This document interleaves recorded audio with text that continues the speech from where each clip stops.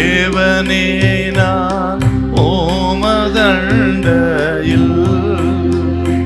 இன்னும் நெருங்கி சேர்வதே என் ஆவல் பூமியில். உபாகமம் 31 7-8 வசனத்தை வாசிக்கலாமா? பின்பு மோசே யோசுவாவை அழைத்து இஸ்ரவேலர் எல்லாரும் பார்த்திருக்க அவனை நோக்கி பலங்கொண்டு திடமனதாயிரு,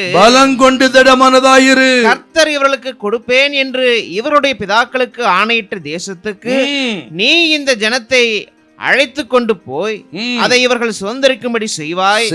கர்த்தர் தாமே உனக்கு முன்பாக போகிறவர், அவர் உன்னோடு இருப்பார், அவர் உன்னை விட்டு விலகுவதும் இல்லை, உன்னை கைவிடுவதும் இல்லை, பயப்படவும் கலங்கவும் வேண்டாம் அப்படின்னு யோசுவாவுக்கு சொல்றாங்க. ஏதோ தனி அறையில கொண்டு போய் ரகசியமா சொல்லல.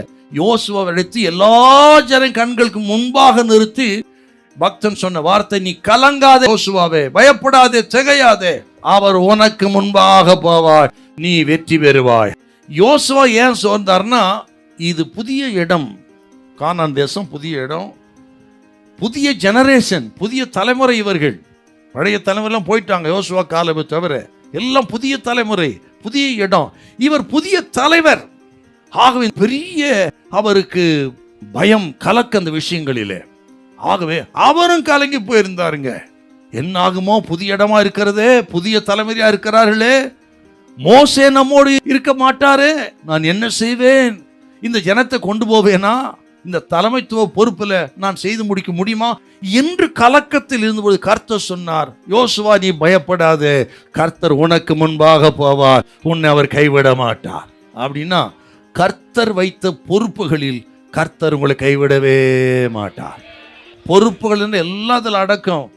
ஊழிய பொறுப்பா இருக்கலாம், குடும்ப தலைவர் குடும்ப தலைவியா இருக்கலாம், வேலை ஸ்தலங்களிலும் கர்த்தர் வைத்த பொறுப்புகளா இருக்கலாம், வியாபார ஸ்தலத்திலே பொறுப்பா இருக்கலாம், இல்ல படிக்கிற காலங்களிலே சில பொறுப்புகளை கொடுத்திருக்கலாம்.